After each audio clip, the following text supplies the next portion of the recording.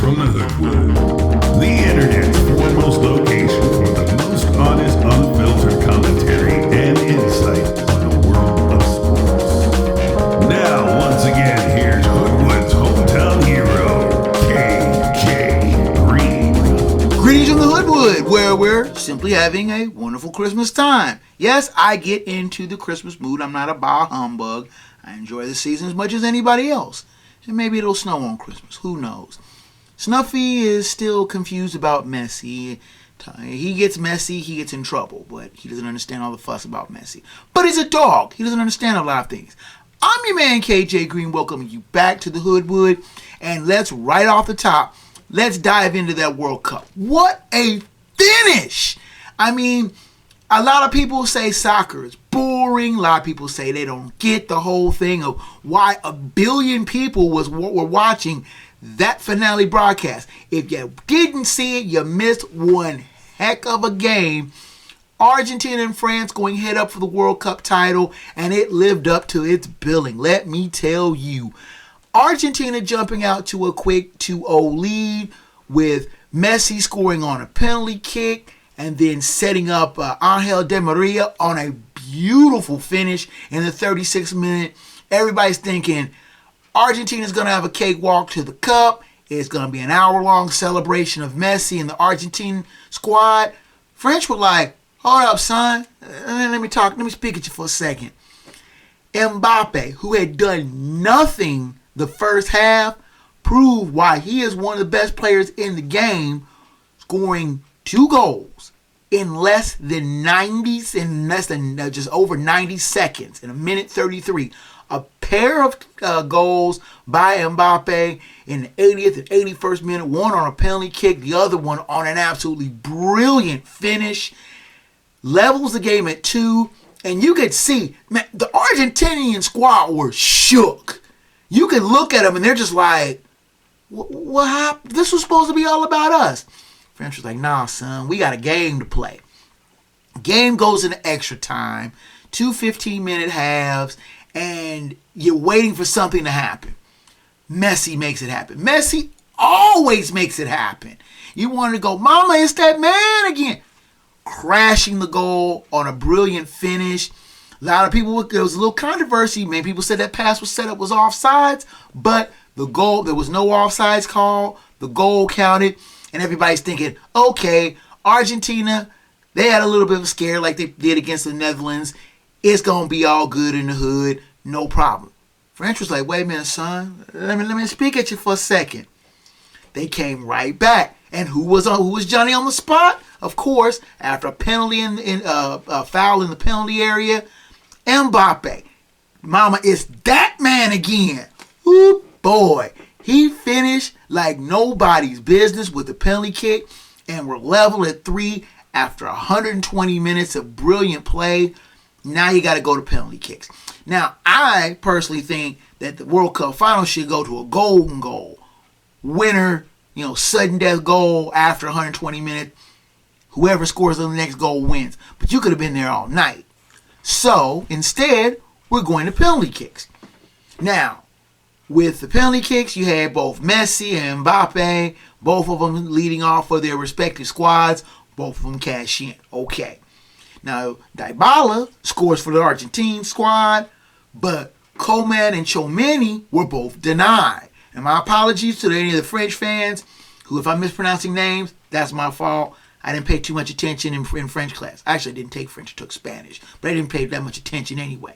So, please forgive me. Anyway, Carlo Marni scores for the French, but it's pretty much all over but the shouting. Montiel lines up for the kick that would basically shut out the French and win the World Cup for the Argentina squad. He cashes it in. And for the first time since the legendary Diego Maradona squad won in '86 in Mexico City, Argentina is on top of the soccer world. Not only did I feel good for Leo Messi, second final finally gets it in. He had been to the World Cup. This is his 5th trip. Many people was wondering, could he finish it off? Could he lead Argentina to a title? Finally he did. And he wasn't just someone along for the ride. He was front and center. winning the gold. Well, Mbappe won the Golden Boot for most goals, but Messi won the Golden Ball for the most outstanding player, and it was well deserved. He was a great player. He scored in every round in the group stage, in the quarter semis, and the finals. If this is his final World Cup, you can't go out any better on top. One other person I felt really good for was Andres Cantor, the legend Argentinian Telemundo play-by-play announcer. He has the long goal shouts. I mean, I couldn't even begin to keep up with him. But he was fighting back his emotions, and he was fighting a losing battle. When Argentina scored the last goal was scored by Montiel, it was like you could hear his voice was cracking. He was saying it in Spanish, Argentina is a champion of the world. Argentina is a champion of the world. 36 years that Argentina's waited to win the World Cup. And you could tell, you would say, oh, that was, that's fanboy type of stuff. If you didn't get moved by his emotional call, you better check your pulse, man, because you might be dead. I felt so good for Messi, who, when they gave him the World Cup trophy, and he's looking around like, y'all ain't going to take this from me? Y'all ain't going to say psych and take it from him and just playing. No. It's yours. This time, Argentina wins the cup. Messi was front and center, and one of the most legendary players of our generation winning a World Cup, and I felt good for him. I felt good for Argentina too. It was just a brilliant thing.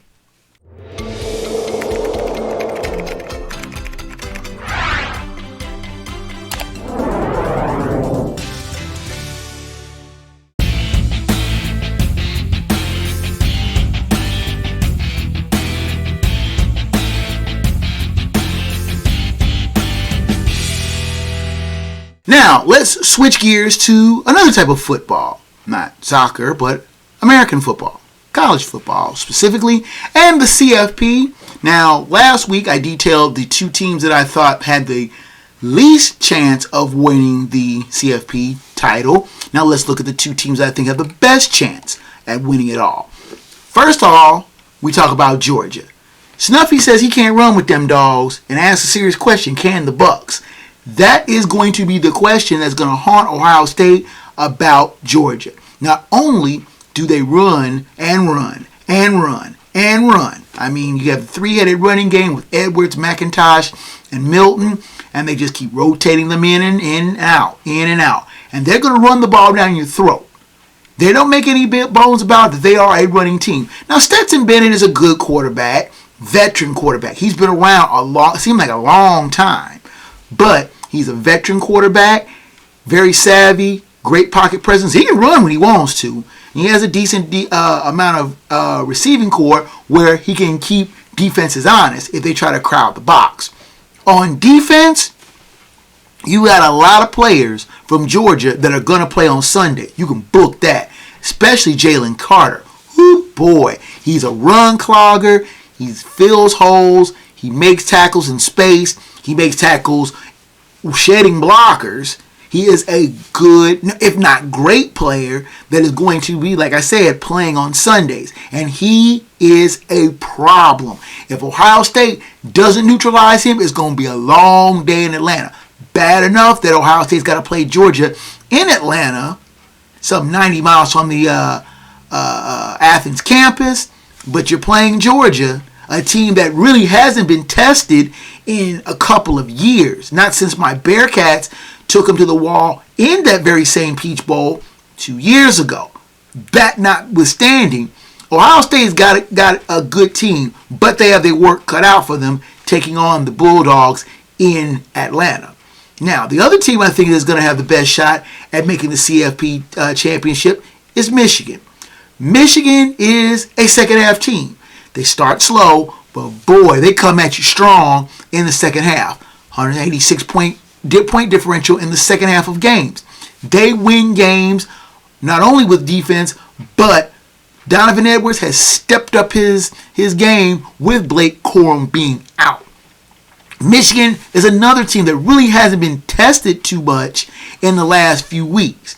They've had a couple of games where they've played some games tight, have been behind going into the second half, but brother, you let that team score, they will score and score and score and score on you.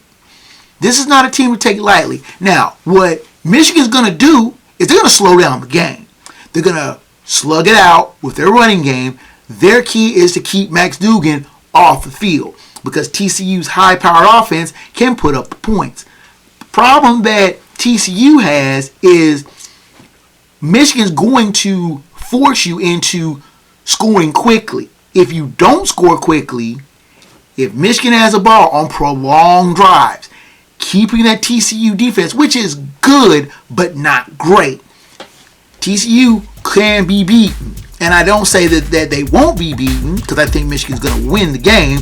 But I think if TCU's not careful, Michigan will score, force you into a 3-and-out, score again, and then you're down 2 scores. And TCU, while they are built for speed, they're really not built for a slug-it-out game. That's why I said they were one of the weaker teams of the last 4 teams. They're worthy. I'm not saying that they're not.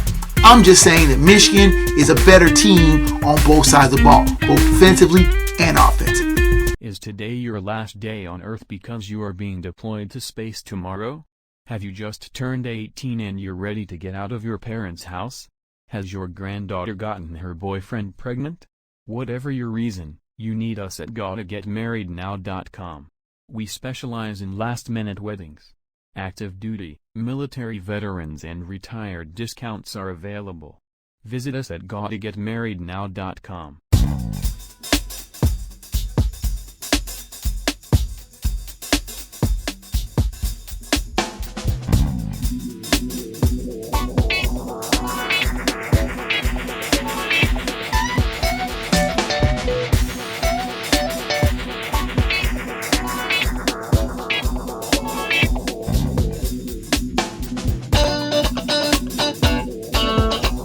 Tuned in to Sports from the Hoodwood, the internet's premier destination for no-nonsense commentary, thorough analysis, and logical insight on the world of sports. Now here's the man that Wikipedia and Google call for sports fact check, your host, KJ Green. We got to get to Week 16 NFL picks because there are a lot of games to cover and a lot of critical games to look at. Now, I'm not one for hokey Christmas carols. You know, the Hoodwood Christmas Jukebox consists of only a handful of songs. Donny Hathaway's This Christmas, the Carpenters' Merry Christmas Darling, which is my mom's favorite, and Mariah Carey's All I Want for Christmas Is You, and Paul McCartney's Simply Having a Wonderful Christmas Time. Of all those songs, only Mariah's is under 25 years old. Go figure. Don't judge my Christmas songs that I like. I like what I like. But from my Hoodwood to whatever hood you're in, please accept my best wishes for a joyous, happy, and safe holiday season, whether it be Hanukkah, Christmas, Kwanzaa, or whatever version of holidays you celebrate. Now, the playoff berths are starting to get spoken for. The Eagles, Cowboys, Vikings, and 49ers have all claimed playoff spots, and the latter two have guaranteed themselves at least one home playoff game as division champions of the North, the Vikings, and the West, 49ers.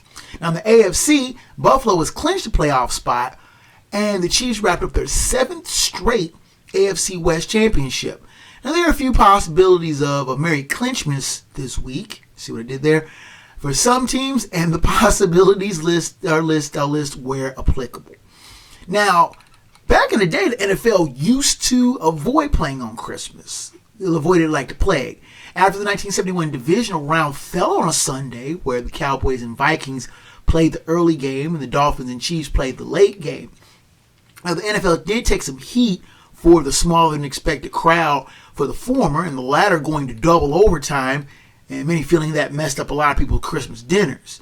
Now, the NFL didn't play another game on Christmas until 1989, when they played a Christmas night game between the Bengals and Vikings in Minneapolis on Monday Night Football at the old Metrodome. Now, that game went over pretty well. Me, myself, I remember watching that game as a 17-year-old in a skating rink.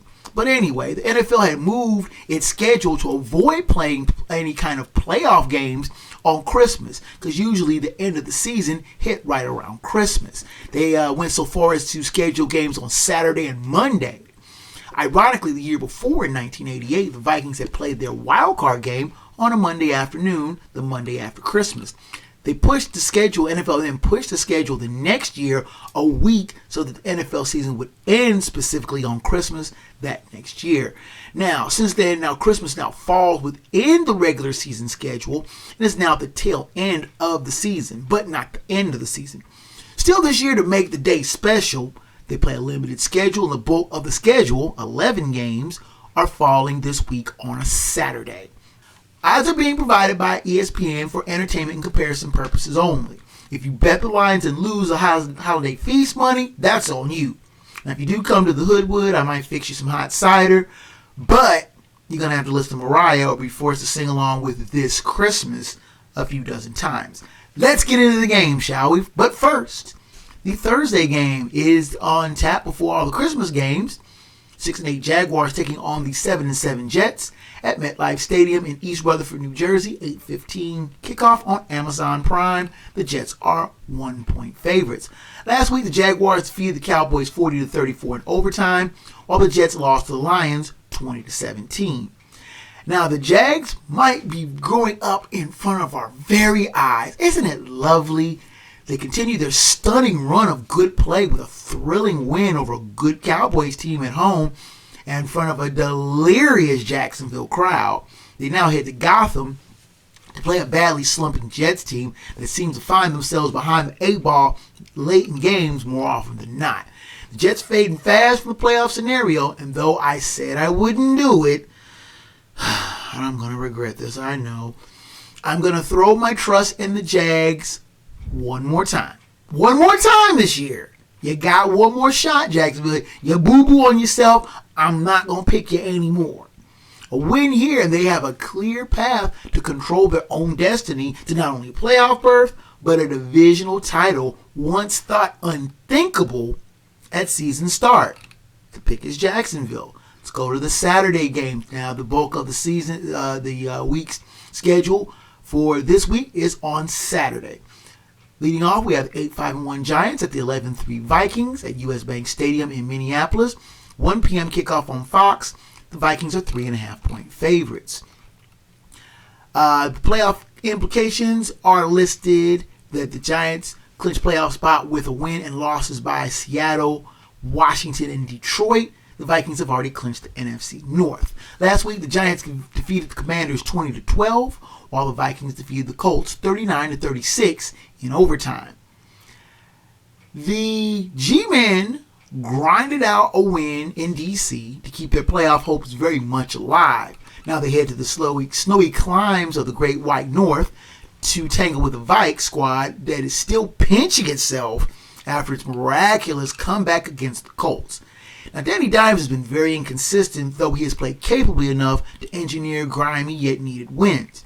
While I'll never profess to be a Kirk Cousins fan, his surgical precision in the second half against the Colts was one of the keys to getting the Vikes off the deck to rally to an improbable win. That said, the Vikings cannot, and I repeat, cannot, play the G-Men the way they did in the first half against the Colts, else they will get wiped out.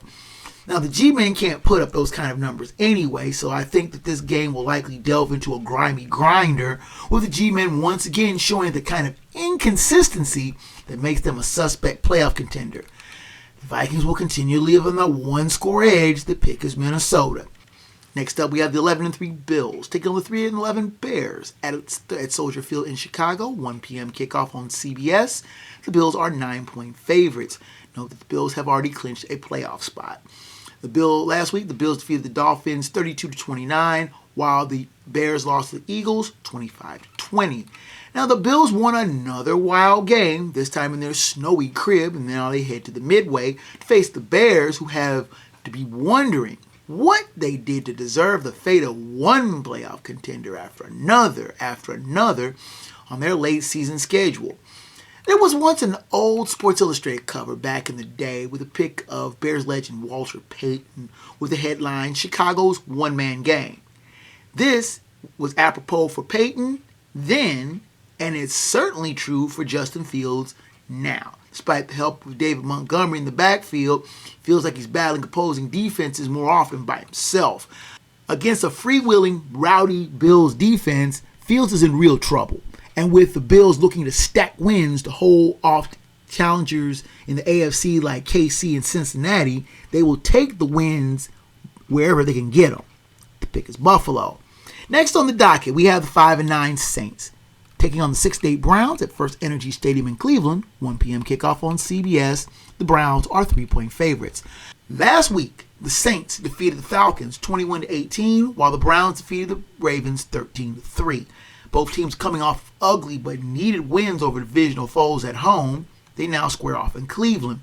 Both these teams' offenses could be labeled offensive, as neither are a real threat to light up scoreboards.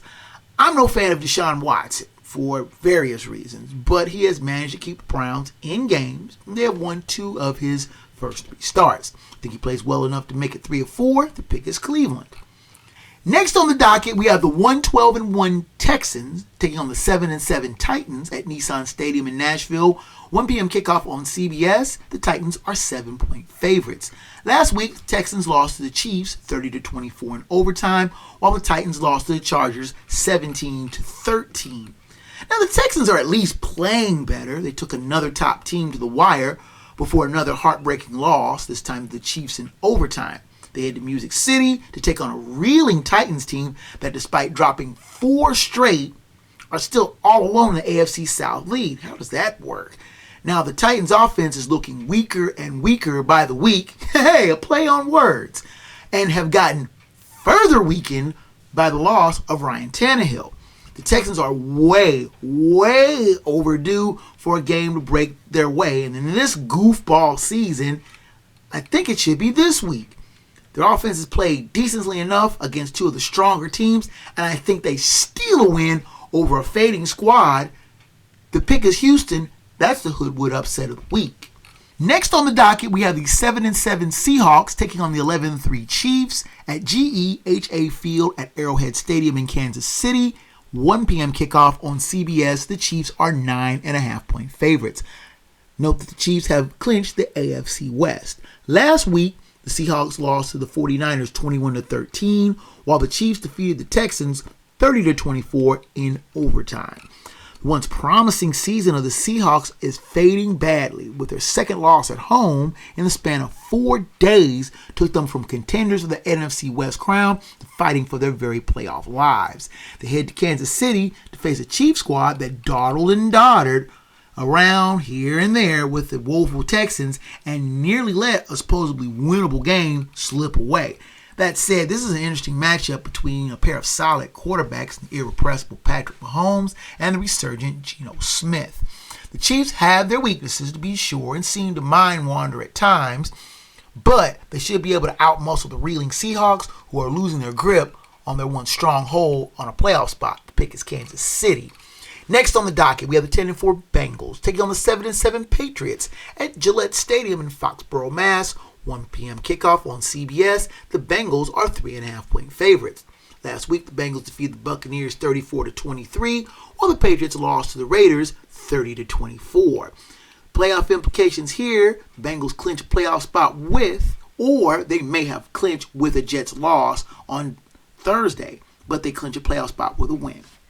Now, the Bengals rallied smartly from a 17-point second quarter deficit to win going away in Tampa. Now, they do head to Foxborough to face Pat's team that found the silliest way to lose in Vegas and are finding themselves falling further and further out of an AFC playoff spot.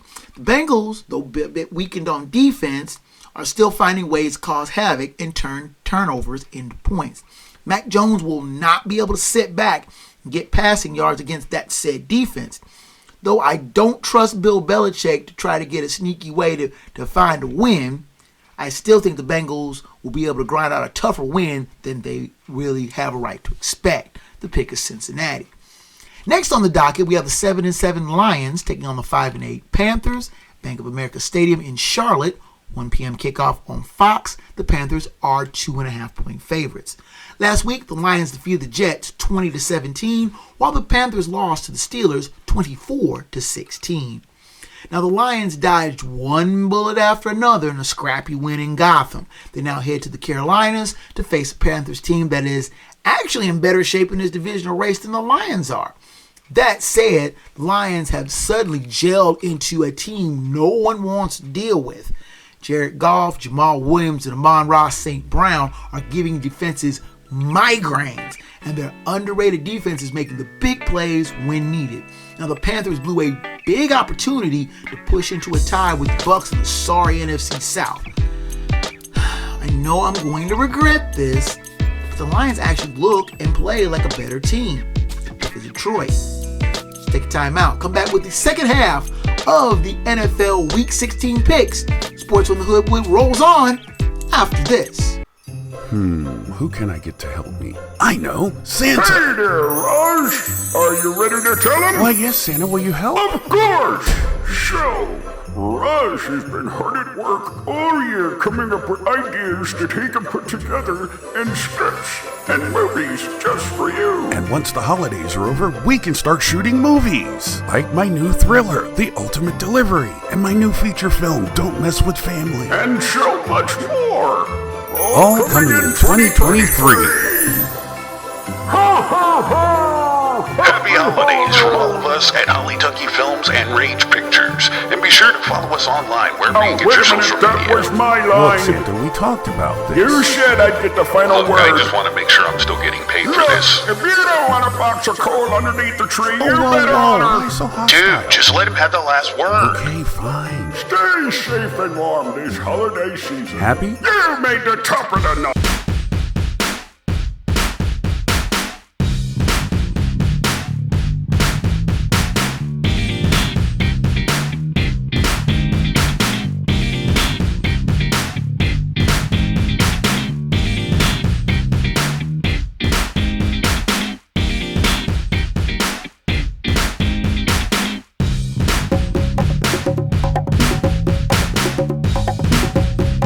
You're tuned in to Sports from the Hoodwood, the internet's foremost location for the most honest insight, thorough analysis, and unfiltered opinion on the world of sports.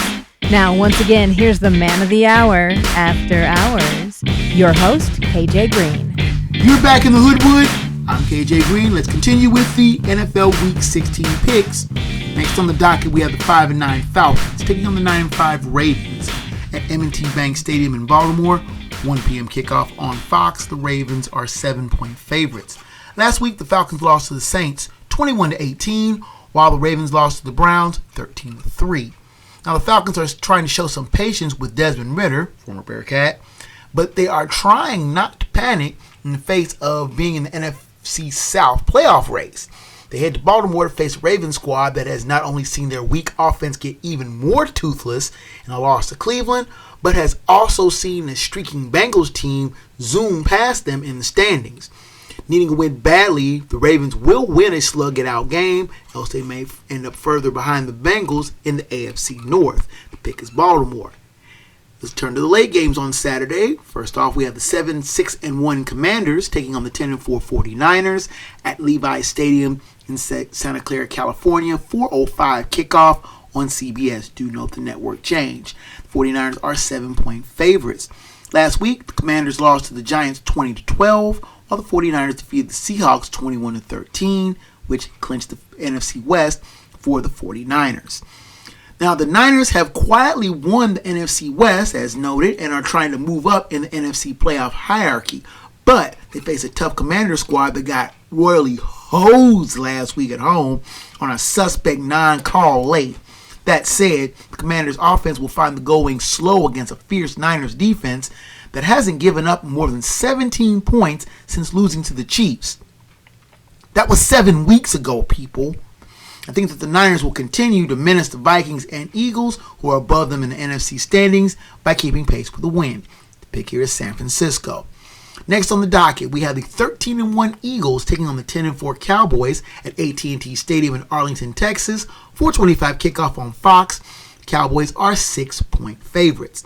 Last week, the Eagles defeated the Bears 25-20, while the Cowboys lost to the Jaguars 40-34 in overtime. Now, the Eagles have clinched a playoff berth, but can clinch an NFC East title with a win. Now, the Eagles have been on cruise control for the past couple of months, but now have the Pokes to deal with, who have been living fast and loose and not taking their opponents seriously until it finally came back to bite them in the butt with a nasty pratfall walk-off loss to the Jags. Now, the Eagles are in jeopardy with uncertain status of Jalen Hurts, who is nursing a sore shoulder. But you want to think that the game won't matter really in the standings, as the Eagles are just about too far ahead to get caught for the NFC East title, or the number one seed for that matter. The Pokes are the one that need this game psychologically, and they will get it. The pick here is Dallas. Next on the docket, we have the 6-8 Raiders at the 6-8 Steelers at Acrisure Stadium in Pittsburgh. 8:15 kickoff on NFL Network. The Steelers are 2.5-point favorites. Last week, the Raiders defeated the Patriots 30-24, while the Steelers defeated the Panthers 24-16. Now, these two teams played one of the NFL's most iconic games 50 years ago, almost to the day. But the teams are a lot less playoff worthy here. Both need wins to stay on the very fringes of the playoff race. The Raiders got their own very immaculate, I don't know what that was in Vegas, to be perfectly honest, but it got them the win. Now, the Steelers are playing with heavy hearts, as the focal point of the Immaculate Reception, Franco passed away just this past Wednesday. And I think they will play hard and win in his memory, if nothing more than just to further irk the Raiders 50 years later. The pick is Pittsburgh. Let's turn to the Sunday game, shall we? A triple header of games on Christmas Day. Start off with the 6-8 Packers taking on the 8-6 Dolphins at Hard Rock Stadium in Miami. 1 p.m. kickoff on Fox. The Dolphins are 5.5-point favorites. Last week, the Packers defeated the Rams 24-12, while the Dolphins lost to the Bills 32-29. Now, the Packers lounged their way through a snoozer at home against the woeful Rams, but the road gets really steep with the Christmas date in Miami. Aaron Rodgers is playing like he's on autopilot, to be honest, and facing the Dolphins, who are plenty sore after losing a winnable game in snowy Buffalo, are needing to stack together wins to save their playoff spot, will be a tough task. Tua Tagovailoa is playing good, to be certain, but he needs to step his game up and do work against weaker foes. I think he gets one here at home. And finally, deep sixes, the Packers' fledgling playoff hopes for good. The pick is Miami. Next, we have the 4-10 Broncos taking on the 4-10 Rams at SoFi Stadium in Inglewood, California. 4:30 kickoff on CBS. The Broncos are 1-point favorites. Last week, the Broncos defeated the Cardinals 24-15, while the Rams lost to the Packers 24-12. Now, you know CBS feels like they got a lump of coal with this dud of a game on Christmas. The Broncos finally got a win, but that was over a team that's even more inept than they are. If Baker Mayfield faces a real defense, he's in trouble. Now, the Broncos' offense is putrid, but guess what? Their defense is fairly strong and has kept them in a lot of games. I think that'll get them a win on the road. The pick here is Denver. The last Sunday game is the 6-8 Buccaneers taking on the 4-10 Cardinals at State Farm Stadium in Glendale, Arizona. 8:20 kickoff on NBC. The Buccaneers are 4.5-point favorites. Last week, the Buccaneers lost to the Bengals 34-23, while the Cardinals lost to the Broncos 24-15. Now, the Bucs walked tall in the first half, hosting the Bengals last week, only to trip badly under a withering defense and crumble under a 34-point second-half bum rush. They head to the desert to face the Cardinals team that is trying to limp its way to a merciful finish. Trace McSorley gets his first start of his NFL career against a tough Bucs defense. Good luck. I'm trying to figure out how a team that has oodles of talent like the Cardinals has such a Cardinal record. It doesn't really matter. The Bucs are marginally better, and they need this win to stay in front of their super weak division. The pick is Tampa Bay. Finally, we have the Monday night game, which has the 8-6 Chargers taking on the 4-9-1 Colts at Lucas Oil Stadium in Indianapolis. 8:15 kickoff on ESPN. The Chargers are 4-point favorites. Now, the Chargers can clinch a playoff berth if the Jets, Pats, and Raiders have all lost. So the Colts are reeling. That's putting it nicely. After another second half meltdown, this one of historical proportions, in a stunning 33-point collapse against the Vikings, which led many to ponder if interim coach Jeff Saturday would even keep his job to finish the season. Now they head home to face a surging Charger team that's closing fast in on a playoff spot. I don't think that the Colts will win another game this year, and the Chargers are more than happy to take a win off their hands. The pick here is the Los Angeles Chargers. It's the Hoodwood Lock of the Week. You thought I forgot, didn't you? And there you have it. Last week, I was 8-8. The lock and upset both correct. Overall, 131-90-2, 11-4 on the locks, and 8-7 on the upsets. We'll take a timeout. Come back with the Hoodwood Hot 5, Phat Dap Head Slap, and the final word from the Wood. Sports from the Hoodwood heads down the home stretch after this.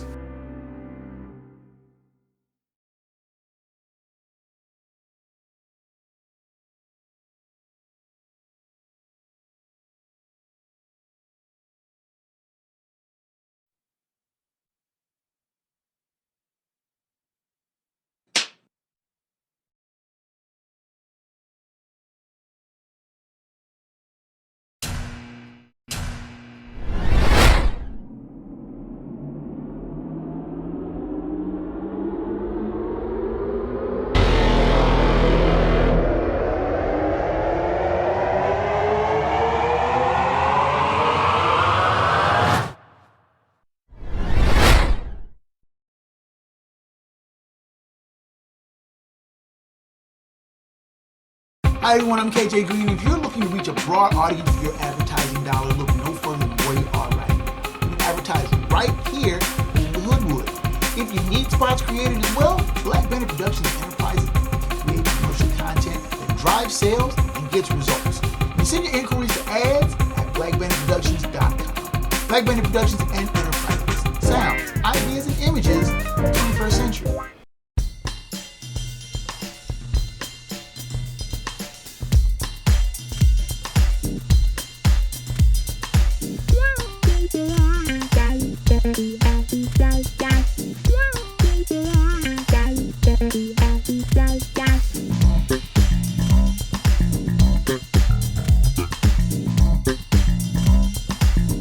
You're tuned into Sports from the Hoodwood, the internet's foremost location for no-nonsense commentary, insight, and opinions on the world of sports.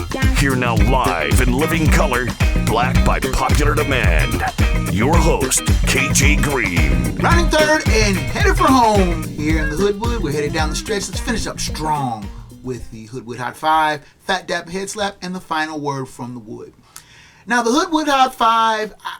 last weekend was probably one of the wildest weekends in the NFL that I can ever remember seeing. I've been watching football, pro football at least, for 40 years.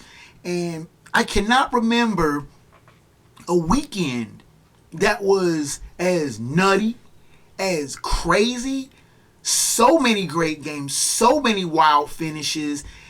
The Hot 5 is basically the 5 observations that I had from the previous week. With the Christmas week fast coming upon us, let's get to it before we start the next week. Our number one question, and I say this as a Vikings fan, a dedicated one at that, how does the Vikings come back? They were down 33-0 to the Colts. 33-0. And I had a couple of friends of mine who were Colts fans who were buzzing up the phone and saying, the Vikings who we thought they were frauds, blah, blah, blah.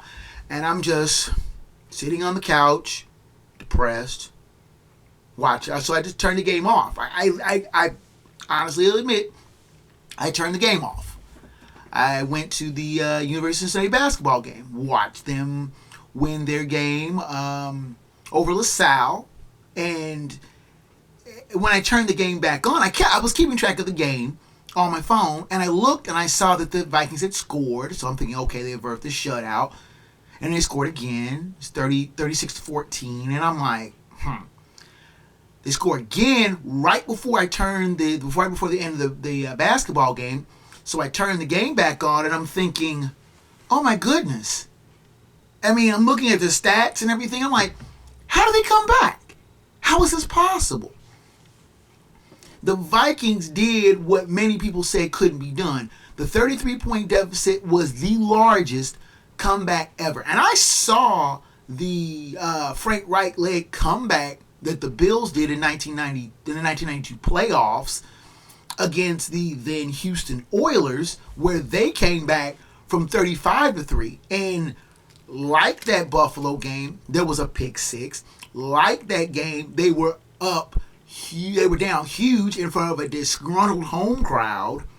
And like the Buffalo game, it went to overtime, and the home team won on a walk-off field goal. Unlike that game, the Vikings were up. The Vikings never led in that game at all. The Bills in the game against the Oilers led briefly. People forget the Oilers tied that game and sent it to overtime. The Vikings' only lead was when Greg Joseph hit the field goal to give them the lead and the win. That was their only lead of the game. How did the Vikings come back? Kirk Cousins had a monster day. Dalvin Cook had a great day. Justin Jefferson was his usual impeccable self. And the defense. Now, a lot of people were knocking the Vikings defense, me for one. But the Vikings defense held the Colts without any points for the last quarter and a half, while they came back and scored 29 unanswered points. Ended up being 32 unanswered points, but the Colts were up 36-7 at one point. People say 33-0, but I'm thinking 36-7 with that much time left in the game. Improbable. Simply improbable. Our second observation in the Hoodwood Hot 5 is the snowy Saturday night game in Buffalo. Now, that was an absolute gem of a game. Both the Bills and the Dolphins slugging it out in the snow in a great game. Josh Allen with a phenomenal game. He had 4 touchdown passes, 70 yards rushing, and he kept the Dolphins defense guessing the whole night. Now, Tua Tagovailoa, for his part, played a pretty solid game himself. But in the end, the Bills ended up pushing just a little bit closer, clinching a playoff spot. They pushed a little bit closer to try to secure that number one seed. Nobody wants to play in Buffalo in January. I've been in Buffalo in December, and it's a pretty frightful place. But in January, in the playoffs, it is a tough venue to play in. Bills Mafia, loud, proud, and crazy make that for one of the most intimidating venues in pro football. And that is something that the Bills want to get home field advantage, because they know if home field goes to Buffalo, they might have themselves to their first Super Bowl, path to their first Super Bowl in better than a quarter century. The third observation in the Hoodwood Hot 5, and this is a team that is trying to get past Buffalo for one of the top spots, if not the number one seed, and that's Cincinnati. Now, Hoodwood is just outside of Cincinnati. I will freely admit that I am closer to the local team, the Bengals, where I live, than my favorite team, the Vikings. So I have a kind of an outsider's observation of the Bengals. And I admit, I've knocked the Bengals. I didn't think they were for real. I thought they were a 1 year catch lightning in a bottle type of thing and run with it. I don't like Zach Taylor. I don't think he's a good coach. I think he's a hack coach. Maybe that's because I have a beef with him because when he was the offensive coordinator at the University of Cincinnati. That aside, the Bengals are proving their mettle in spades. They have gone to the tough venues. They have won the games that you didn't think they were going to win. I didn't think they were going to beat the Browns their second time around after getting pasted by them on Halloween. They won pretty comfortably. I didn't think they were going to win in Tennessee. I thought Derrick Henry was going to run on them. They shut Derrick Henry down, and they won. I didn't think they were going to win in Tampa. They went to Tampa, spotted the Bucs a 17-0 lead, and came back with 34 unanswered points. Joe Burrow put in work. And that's not just saying, oh, he was along for the ride. No. The Bengals had short fields because the defense continued to pressure Tom Brady, continued to make him uncomfortable, continued to force. They went 4 straight possessions, forcing a turnover. And the Bengals made every one of those turnovers for the Bucs hurt, cashing them in for points, putting more pressure on Tom Brady. And it just like a snowball, rolling downhill. And once it got rolling, the Bucs were powerless to stop it. And not even the great Tom Brady could slow the Bengals down. The Cincinnati Bengals are proving their mettle that they are a team to be reckoned with. That they are, as the defending AFC champs, legitimate. Unlike the Rams, who have fallen out by the wayside after their conference title and Super Bowl win, the Bengals are proving in a tough AFC that they are worth the worry. And the Kansas City and Buffalo, Kansas City's already lost to the Bengals. But they are proving that the Bengals are proving that they are worthy to be considered one of the top teams in the not only the AFC, but the NFL. Our fourth observation here in the Hoodwood, Jacksonville shocking the Pokes. Now, and KC surviving a ridiculous game in Houston. I mean, to be perfectly honest, Jacksonville had no business staying with the Cowboys. The Cowboys are supposed to be better on both sides of the ball, offensively and defensively. But I've said this before. Dallas has this annoying habit of going to sleep at the switch against lesser teams. They did it the week previous in Houston, and something told me on the picks, Dallas is gonna screw this game up in Jacksonville. Watch. And what did they do? Trevor Lawrence is one of the hottest young quarterbacks in the game. This kid is he's following in the steps of, say, Joe Burrow, of being one of these great quarterbacks who are settling into their role, defying their teams with the swashbuckling can-do attitude that is going to be a problem for other teams. Jacksonville can still win their division, believe it or not. And if that team gets in the playoffs, that team's going to be a headache. They may not get deep, but they're going to be a hard way to go for any opponent. On the other side, Kansas City struggled with Houston. Houston has been making headaches for a lot of teams, even though they're 1-12-1. Doesn't matter. But Kansas City should have blown the Texans out. At home, in front of Chiefs Kingdom, this should have been a walkover. But it wasn't. I stand corrected. That game wasn't in Kansas City. That game was in Houston. But Kansas City should have blown the Texans out, bar none. And they struggled with them and finally was able to push away and win in overtime. Houston should have been a team that they should have blown out big time. The odds makers, the bookies were laughing because they set them as 9-point favorites. And a big part, there was 14-point favorites. And Houston was in the game pretty much the whole way. Now, what does this mean for Kansas City? With looking over their shoulder at fast closing Buffalo and Cincinnati, they need to continue to stack wins. 11, 12 wins may not be good enough for a number 1 seed. Kansas City better watch itself. They want the title road to come back through Kansas City again, but they've proven they can be beat and have been beat in Kansas City. Finally, our fifth observation in the Hoodwood. What was that in Vegas? What? A Bill Belichick coach team doesn't do stuff like that. The end of that game between the Raiders and the Patriots at Allegiant Stadium in Vegas should have went overtime. That should have been an overtime. Ramondre Stevenson running through, picks up about 25 yards. He gets tackled, go down. Oh, well, that's it. Flip coin, let's go to overtime. But instead, he decides he's going to lateral the ball back. And what Jacoby Jones was thinking was, I don't know. Turning and throwing the ball backward was bad enough. I mean, of course, you can't throw the ball forward because you can't have a forward lateral. But throwing the ball backward, almost blind. Oh, I saw Mac Jones back. No, that was Chandler Jones that was, hey, Mom, look what I got.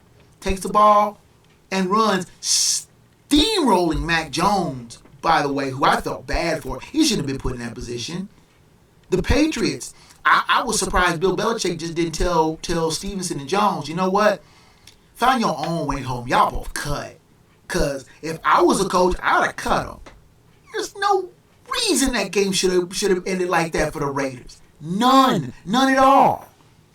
Makes absolutely no sense. That's my Hoodwood Hot 5. What's yours?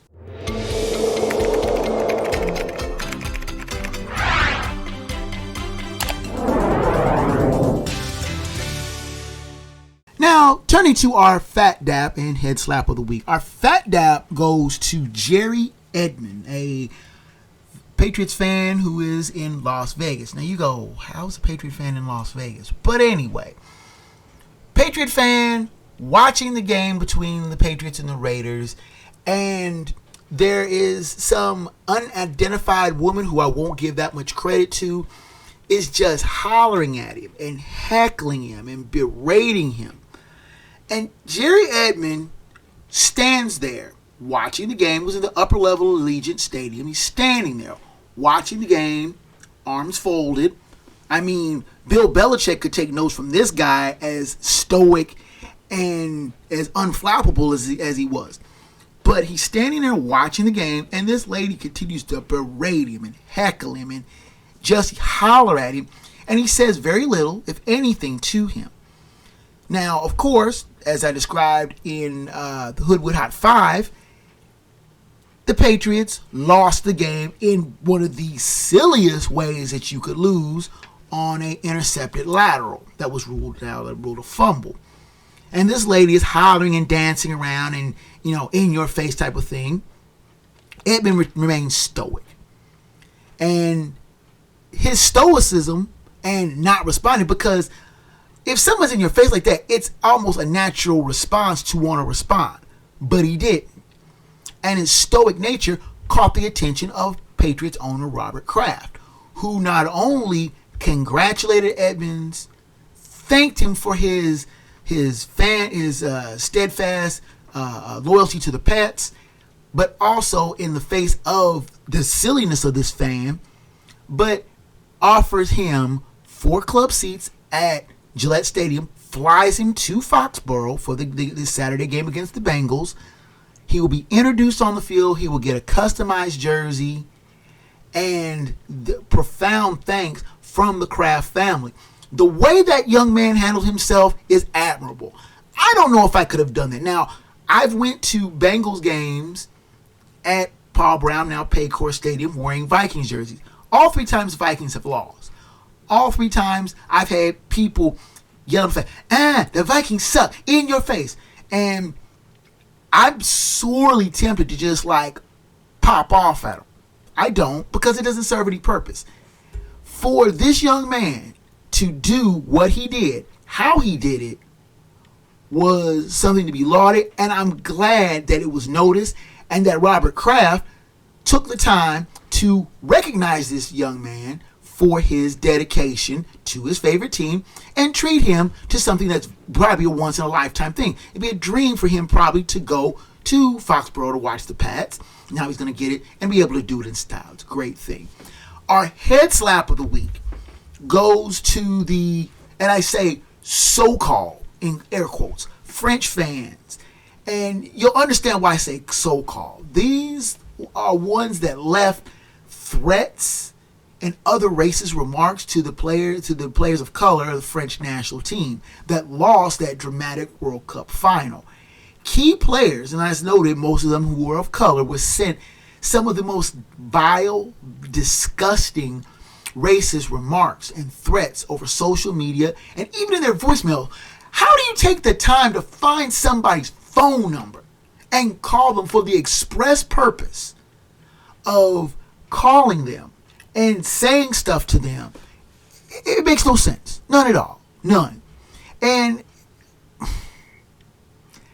as a black man, as somebody who enjoys sports, as I do, I understand it's a game and that people are passionate about it. But like I said, it's a game. It's not life or death. It never will be life or death. When the game was over, the French players congratulated the Argentine players after the celebration, wished them well. That's sportsmanship. For the fans to turn on the players who left it all out on the pitch. I mean, it wasn't like that even if they got blown out 9-0, they are better on the field than these fans ever could dream of being. These players left it all on the pitch in trying to defend their title. They were the defending World Cup champs. They tried their best. It came up short. You can never put any fault on them. And leaving remarks like that is idiotic. And these so-called, and I say so-called fans that did that, are the lowest of the low. You shouldn't even be able to call yourself fans. Passion is one thing. This is sheer stupidity. And now, without much further ado, let's go to the final word from the Wood.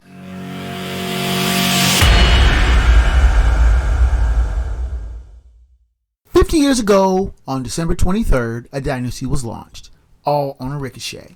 The Oakland Raiders and Pittsburgh Steelers were locked in a low-scoring tussle in the AFC divisional round in the 1972 playoffs. Steelers were facing a 4th and 10 from their own 40. Steelers quarterback Terry Bradshaw was trying to find someone open downfield in the face of a relentless Raider rush. He spotted Frenchie Fuqua downfield and fired a pass his way. Problem was, the ball and the Raiders safety Jack Tatum got there at about the same time. The ball hit Fuqua. Tatum, who had already had a rep as a feared hitter, blasted Fuqua, and the ball fluttered backwards and toward the Three Rivers turf. But for a rookie running back named Franco Harris, who had ran out of the backfield trying to be a target or throw a block or something, but he was in the right spot and snagged the ricochet inches from the ground and kept right on running. The Raiders saw the catch, but thought it was illegal and barely tried to stop him as he raced downfield and tight-roped his way down the sideline to the end zone for a stunning touchdown. The refs consulted. Now, under the rules of the day, Fuqua and Harris couldn't have touched the ball consecutively. You can do this now, but back in the day, a defender had to have touched the ball on a ricochet. Had that play happened present day, there would have been no controversy, and Harris would have been rightly lauded as being Johnny on the spot for catching the ball where it was at. But the refs did call the play legal, and the Steelers won an improbable game. It was their first ever playoff win in franchise history. And even though they did lose the next week to the Miami Dolphins, a dynasty and the legacy of winning was born. And to this day, many of the Raiders are still sore about the play. And to the end of his great life, then Raiders coach John Madden would be very bitter and grumble about the circumstances. But nevertheless, Franco Harris went from promising rookie to Steeler icon. He played 11 more seasons in Pittsburgh, helping the Steelers win 4 Super Bowls in the 70s, and turning a once lovable loser into a feared team that bullied and steamrolled opponents through their and then though the rivalry with the Raiders grew exponentially with that game, teams would be bitter and still be bitter rivals for years to come. Now, Harris was a quiet icon on those teams. His running was an important cog in that team's success. Quiet, intensely private, he was nevertheless the hero of the Italian Army group of Steeler fans who hailed him as a paisan, as his roots from his Italian mother, as one of their own, and Pittsburghers thought him as a native son. Now, Pittsburghers thought of him as a native son, though he was from Fort Dix, New Jersey, and went to school at despised Penn State. Harris was traded from Pittsburgh to Seattle in 1984 and played briefly in the Pacific Northwest before retiring at the end of the season. Returning to Pittsburgh, Harris became a local entrepreneur who remained active in the community with several Pittsburgh-based charities, and he was elected to the Pro Football Hall of Fame in 1990.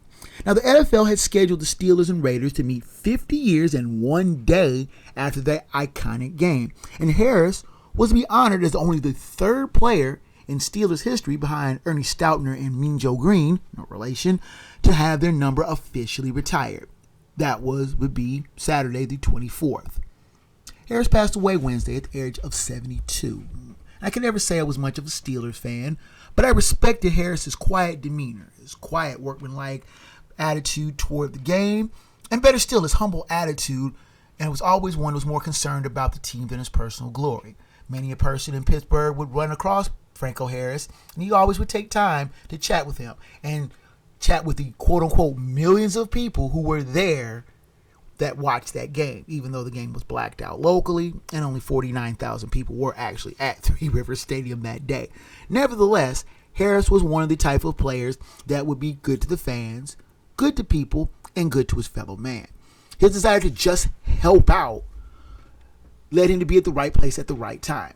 Steeler Nation owes a debt of gratitude to Franco, and they will honor him thusly. One that shouldn't have had to wait that long or for his passing to express. That debt needs to be paid in full.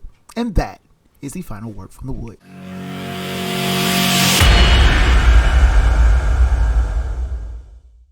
Now, with the music coming up in the background, you know that means that your time here in the Hoodwood is just about done, and I thank you so much for your visit this week. Now, the show's email is kjgreen@sportsfromthehoodwood.com. Please send me emails regarding show topics, questions, comments on the show, both praise and criticism. I welcome your correspondence, and I will try to get back to you as quickly as possible. Now, the show's website is sportsfromthehoodwood.com. It has a back catalog of all the shows in both audio and video form. So if you've missed any shows or you want to just check up on how bad I've done on my picks, please do so at that site. The show also has a Facebook page. Believe it or not, it's entitled Join in, become a member. We also have the first word of the show there. The show, which is also the show YouTube podcast. It is the first one YouTube podcast on the show site. It's on the Facebook site.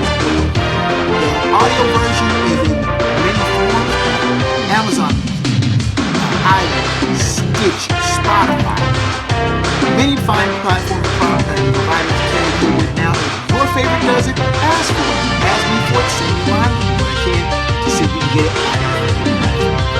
As always, special thanks to Rage Pictures for promotional and production help with the show. That's it from the Hoodwood, ladies and gentlemen. You and yours, happy holidays, George Kwanzaa, Christmas, happy Hanukkah, whatever form of holidays you celebrate.